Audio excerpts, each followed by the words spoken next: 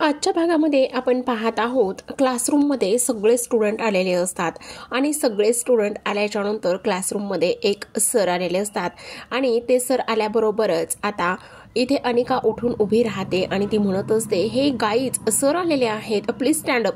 आणि तेव्हाच सगळेजण उठून उभे राहतात. पण तेवढ्यातच जे सर आलेले असतात ते असतात चरण सर. ते म्हणत असतात, मी चरण सर आणि हिस्ट्री प्रोफेसर.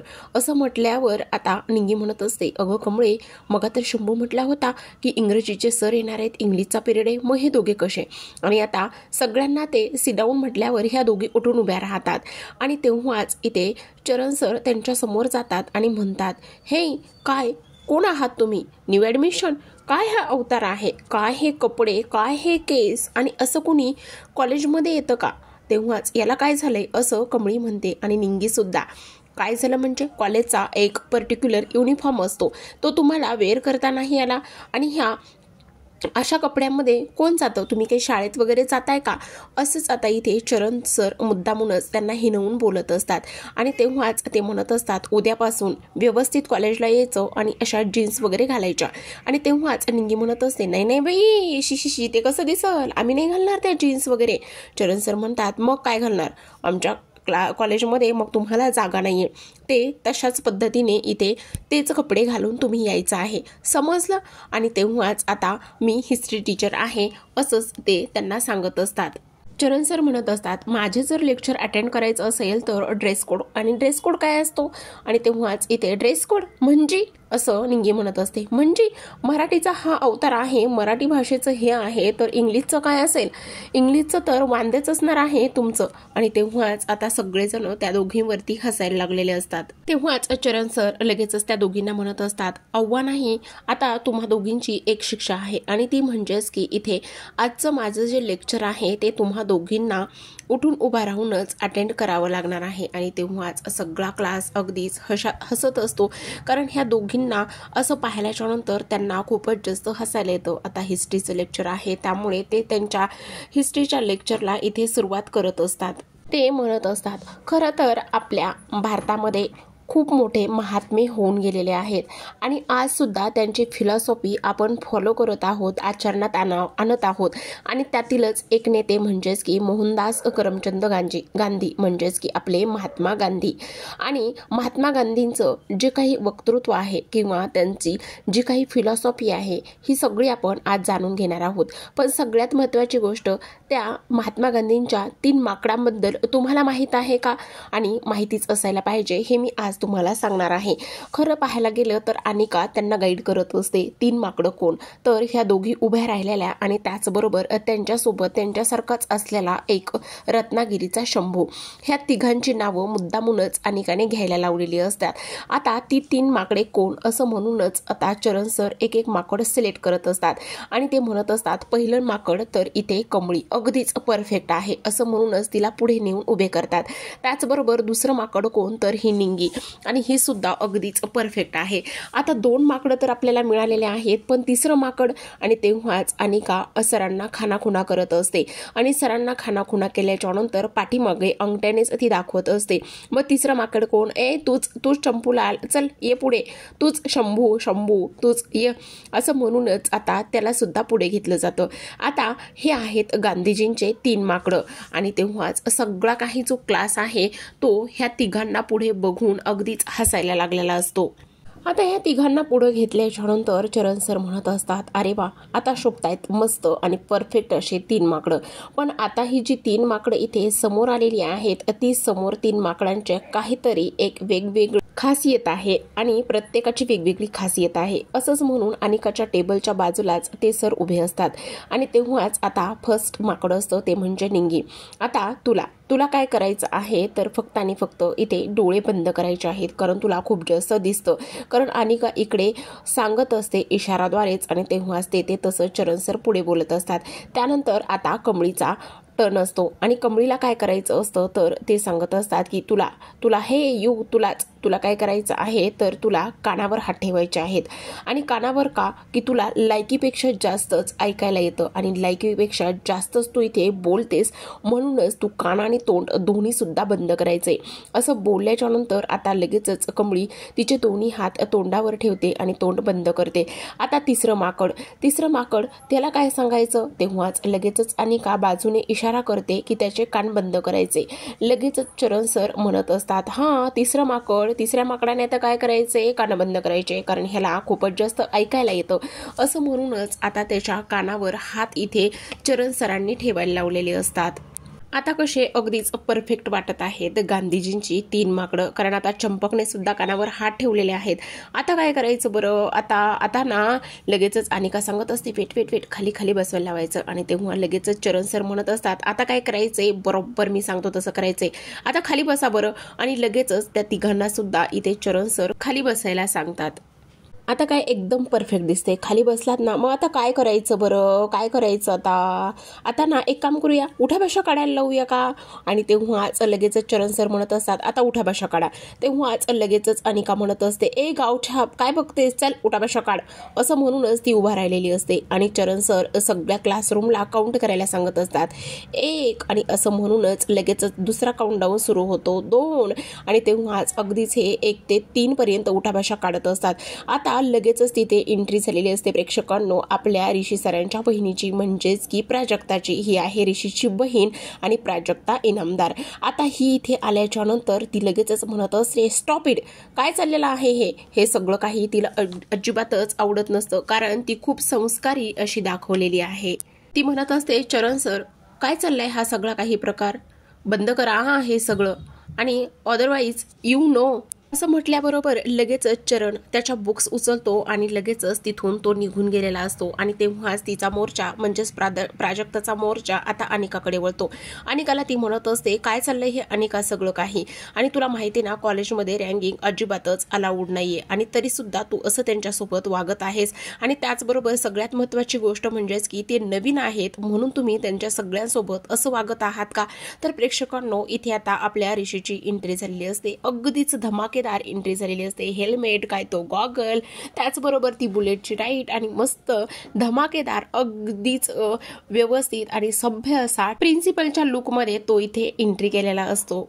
येणारा जाणारा प्रत्येक जण त्याला गुड मॉर्निंग विश करत असतो. इकडे प्राजक्ताने त्यांना सॉरी म्हटलेलं असतं आणि प्लीज तुम्ही तुमच्या जागेवर जाऊन बसा असं सुद्धा सांगितलेलं असतं. इकडे आता रोहित ऑफिसला निघालेला असतो. तेवढ्यातच नयनतारा येते. नयनताराच्या हातातला टिफिन ड्रायव्हरकडे देते आणि ती म्हणत असते, हा रोहित सरांचा टिफिन आहे आणि त्याचबरोबर हा ऋषीचा आहे. इथे जो साहेब आहे त्याला कॉलेजला ड्रॉप करायचं आणि त्यानंतर बाकीचं काम करायचं. तेव्हाच रोहित म्हणत असतो, आई मला आज खूप इम्पॉर्टंट आणि महत्त्वाची मीटिंग आहे, त्यामुळे मी ती मीटिंग अटेंड करेन आणि त्यानंतर तुला मी ऑफिसमध्ये जॉईन होईन. इकडे आता राधिकाला समजतं की रोहित त्याचं ब्लेझर हा इथेच विसरून गेलेला आहे. तेव्हा ती धावतच त्याचं ब्लेझर घेऊन जिन्यातूनच ओरडत येत असते, रोहित करून. रोहितचं लक्ष येणाऱ्या राधाकडे जातं. त्याला खरं तर खूप जास्त राग आलेला असतो. नयनतारा तर प्रचंड चिडलेली असते. कमरेला पदर खोचलेला असतो, केस तसेच वरती बांधलेले असतात आणि ती धावत पळतच इथे आलेली असते. काय हा अवतार, काय हा पदर. आणि तेवढ्यात तिच्या हातातून ते ब्लेझर खाली पडतं. खाली पडल्याबरोबरच ती ते ब्लेझर उचलते आणि तेव्हाच नयनतारा तिच्यावर ओरडत असते. ड्रायव्हर तर ऑलमोस्ट तिथून गेलेला असतो. ती म्हणत असते, काय असं कोणी नवऱ्याला बाय करण्यासाठी जिन्यावरून पाय आपटतच येतं का. तू कोणाची सून आहेस, तर तू इथे इनामदारांची सून आहेस, ही गोष्ट तू बरोबर विसरलेली आहेस. आणि त्याचबरोबर नवऱ्याला बाय करण्यासाठी असं कोणी येतं का जिन्यावरून पाय आपटतच. आणि त्याबरोबर काय ही साडी, काय हा पदर, काय ते केस, असं म्हणून ती तिचा पदर खोचलेला असतो ती बाजूला करते.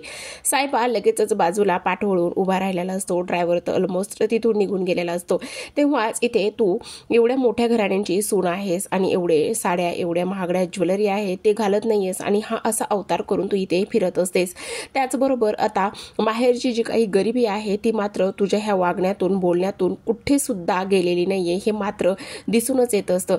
आणि आपल्या घरामध्ये इथे खूप मोठे मोठे क्लायंट्स येतात. त्याचबरोबर घरामध्ये सुद्धा कित्येक वेळेला बिझनेस मीटिंग होतात आणि मग तरी सुद्धा तू अशी वागत आहेस, ह्या सगळ्या गोष्टी तू अशा करत आहेस, नेमकं तुला काय करायचं आहे. असंच आता इथे नयनतारा तिला बोलत असते. तेव्हाच ती म्हणत असते, आई प्लीज पण नयनतारा म्हणत असते, 1 मिनिट, माझं आणखी बोलणं झालेलं नाहीये. आत्ताच आत्ता वरती जायचं, घातलेली साडी जी आहे ती काढायची, फेकून द्यायची आणि त्याचबरोबर इथे इनामदारांच्या घरामध्ये ज्या साड्या वापरल्या जातात किंवा तुला ज्या हव्या तू त्या घेऊ शकतेस, पण ह्या असल्या साड्या घालून इथे घरामध्ये मिरवायचं नाहीये, समजलं तुला? चल जा आत्ता, असं म्हणून नयनतारा तर तिथून निघून गेलेली असते. पण आता रोहित सुद्धा ऑफिसला निघालेला असतो. राधाला खरं तर आता अपेक्षा असते की नक्कीच रोहितने तिची बाजू घ्यायला हवी होती, पण लगेचच ती तिच्यासमोर उभी राहते आणि म्हणत असते, रोहित प्लीज, ही साडी माझ्या आईनं मला दिलेली आहे आणि ही मी साडी माझ्या आईच्या आठवणीत सुद्धा नेसू शकत नाहीये का? अरे ही माझ्या आईची आठवण आहे आणि ते एकदा कारीशीचं जर लग्न झालं तर त्याची बायको आल्याच्या नंतर ती सुद्धा जर तिने माहेरच्या आठवणी, माहेरच्या साड्या इथे घातल्या तर तिला सुद्धा तुम्ही असंच बोलणार आहात का? आणि तेव्हाच आता रोहित म्हणत असतो, स्टॉप इट राधिका, आता हे सकाळी सकाळी माझ्यासमोर असं घरानं गाऊ नकोस. आणि मला वाटलं होतं मी कुठल्या मुलीच्या प्रेमात पडलोय, मला वाटलं होतं की गरीब घरची असली तरी सुद्धा काय झालं, लग्न झाल्यानंतर बदलेल आणि आपल्या स्टेटसला शोभेल असंच ती वागेल, पण तुला त्या घाणीतून, त्या कचऱ्यातून तुला बाहेरच यायचं नाहीये, ती गरिबी घेऊनच तुला इथे पुढे जायचं आहे. आणि तेव्हाच राधिका म्हणत असते, रोहित प्लीज तू असं का बोलतोयस हे? अरे मला हे नाही असं केस मोकळे सोडून राहायला आवडत, त्यासोबतच हे स्लीवलेस असं ब्लाऊज वगैरे घालायला आवडत आणि आतापर्यंत लग्न झाल्यापासून मी तुझं आणि फक्त आईंचंच ऐकत आलेले आहे ना. तेव्हाच रोहित म्हणत असतो, हे बघ सकाळी सकाळी हे असं रडणं आणि रडून सगळं काही खरं करणं मला अजिबातच आवडत नाही, आत्ताच्या आत्ता बंद कर आणि स्टॉप इट, असं म्हणूनच तो जोरात तिच्यावर ओरडत असतो. आणि त्याचबरोबर आणखी एक महत्त्वाची गोष्ट म्हणजेच की इथून आत्ताच्या आत्ता निघून जा आणि मला तुझ्यासोबत ही फालतूची बडबड करायला आणि तुझं हे घराणं ऐकून घ्यायला अजिबातच वेळ नाहीये, समजलं?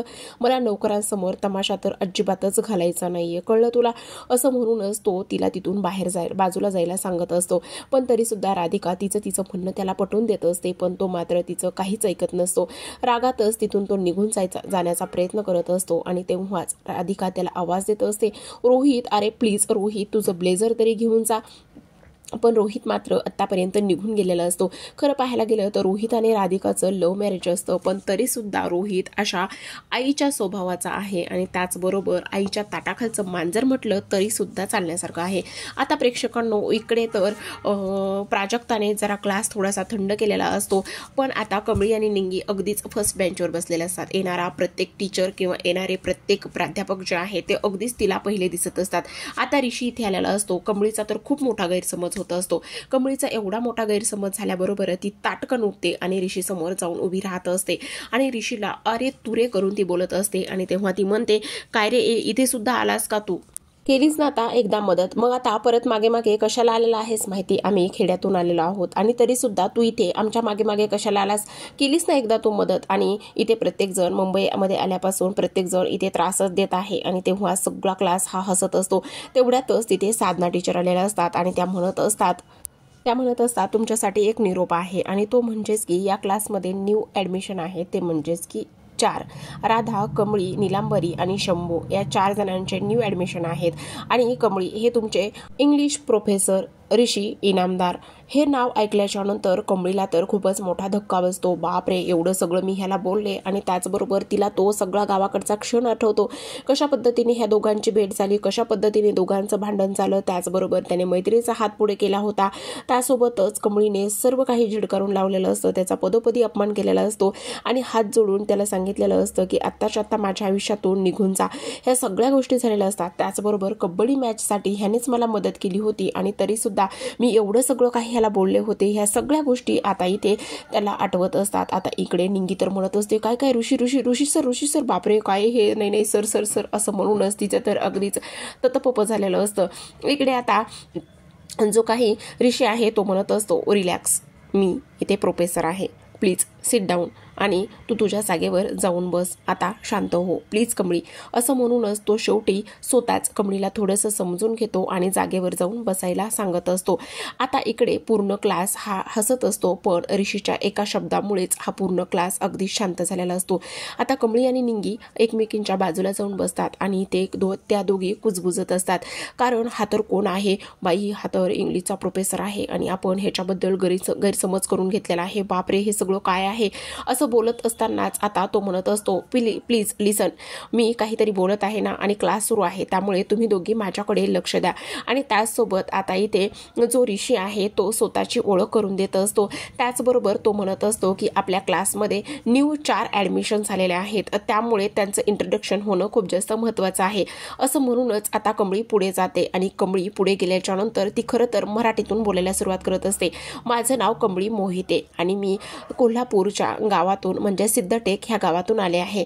त्यावरच आता अनिका उभी राहते आणि अनिका उभी राहिल्याच्या नंतर ती म्हणत असते, 1 मिनिट, हा इंग्लिशचा पिरियड आहे आणि इथे जे काही बोलायचं आहे ते पूर्णतः इथे इंग्लिशमधूनच बोललं पाहिजे असं तिचं म्हणणं असतं. आणि तेव्हाच आता इथे जो काही ऋषी आहे तो म्हणत असतो, ठीक आहे, तू इंग्लिशमधून सांग. आणि तेव्हाच कमळी जी आहे ती अगदीच तोडकं मोडकं इंग्लिश बोलत असते. ती म्हणत असते, आय एम अ कमळी.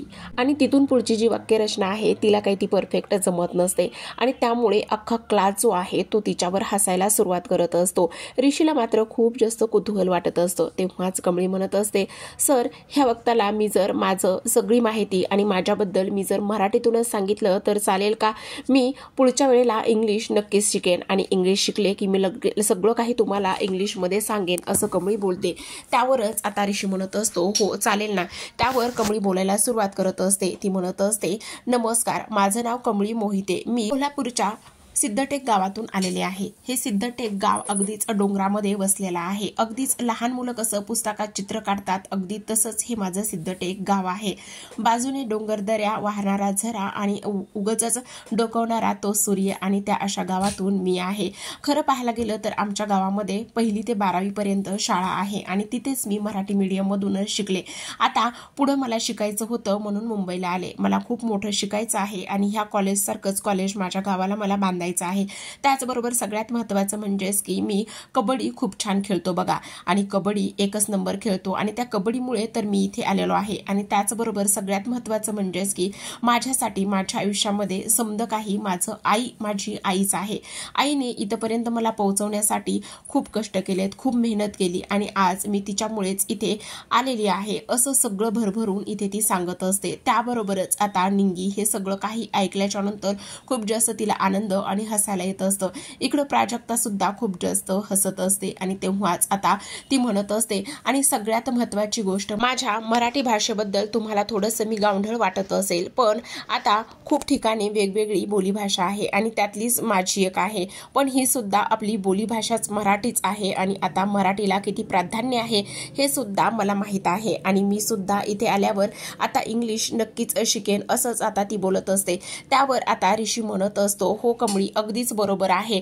जेवढी मराठी भाषा आपल्यासाठी महत्त्वाची आहे तेवढीच सगळ्यात जास्त महत्त्वाची भाषा सुद्धा आपल्याला इंग्लिश सुद्धा आहे.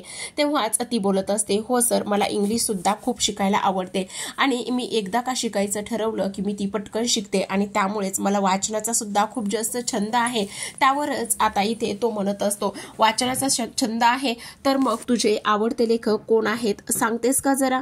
तेव्हाच ती म्हणत असते, माझे आवडते लेखक रणजित देसाई. आणि तेव्हाच ऋषी म्हणत असतो, आय एम इम्प्रेस, वाव, कसलं भारी आहे. तेव्हाच आता ती म्हणत असते, हो, म्हणजे मला नक्कीच वाचनाची आवड आहे, मी नक्कीच लवकरच इंग्लिश शिकेन आणि बोलेन असंच ती म्हणत असते. आणि तेव्हाच ऋषी आता इथे बोलत असतो, बरोबर आहे कमळी तुझं, पण मराठी ही आपली मातृभाषा आहे, पण इंग्लिश आलंच पाहिजे. तेव्हा कमळी म्हणते, हो, मी लगेच फाटफाट इंग्लिश शिकतो बघा. एखादी कुठली गोष्ट नवीन शिकायची म्हटलं की मला खूप आवडते बघा, बघा मी कशी पाटकन इंग्लिश शिकतो आणि बोलतो पण. आणि तेव्हाच आता अनिका म्हणत असते, स्टॉप इट, काय चाललंय हे? आणि ती उठून उभा राहते. आणि तेव्हाच ऋषीला प्रचंड राग आलेला असतो. तो म्हणत असतो की काय चाललंय अनिका, ही कुठली पद्धत आहे? आणि त्याचबरोबर क्लासमध्ये प्रोफेसर असताना सुद्धा ही तुझी लँग्वेज कुठली आहे? आत्ताच्या आत्ता कमळीला सॉरी बोलायचं. तेव्हा ती म्हणत असते, सॉरी, ह्या गावछापला मी सॉरी बोलणार आहे? छे, मी नाही सॉरी बोलणार. पण इथे जो ऋषी आहे तो म्हणत असतो, आत्ताच्या आत्ता तू तिला सॉरी बोलणार आहेस, उठ आणि पटकन तिला सॉरी बोल. पण अनिका मात्र इथे सॉरी बोलायला तयारच नसते. ती म्हणत असते ह्या गावछापला मी सॉरी बोलणार नाही. पण आता ऋषी म्हणत असतो हे क्लास आहे, हे कॉलेज आहे आणि तुला एका प्रोफेसरची आज्ञा आहे, तू आत्ताच्या आत्ता तिला सॉरी बोल. असं म्हटल्याच्या नंतर शेवटी अनिका उभी राहते आणि हळूच सॉरी म्हणत असते. सॉरी म्हटल्याच्या नंतर आता ती खाली बसते. पण खाली बसल्यावर तिला खूप जास्त प्रचंड इथे राग आलेला असतो. आता मात्र इथे कमळी आणि त्यासोबतच ऋषीचं नातं खूपच वेगळ्या वळणावर जाऊन पोहोचणार असतं. कारण आतापर्यंत ऋषी तिच्यासाठी कोण आहे हे तिला माहिती नव्हतं. पण आता तो एक प्रोफेसर आहे आणि त्यासोबतच तो तिच्या इंग्लिशचा टीचर आहे. आता मात्र इथून पुढे खूपच इंटरेस्टिंग असे पुढील भाग होणार आहेत प्रेक्षकांनो. कारण आता तिला इंग्लिशची आवड असते आणि पुढील भागामध्ये आपल्याला हे सुद्धा पाहायला मिळणार आहे की आता जो ऋषी आहे तो आता तिला इंग्लिश सोपी जावी आणि इंग्लिश शिकता यावी म्हणून खूप जास्त मदत करताना दिसणार आहे. तर पाहत रहा कमळी.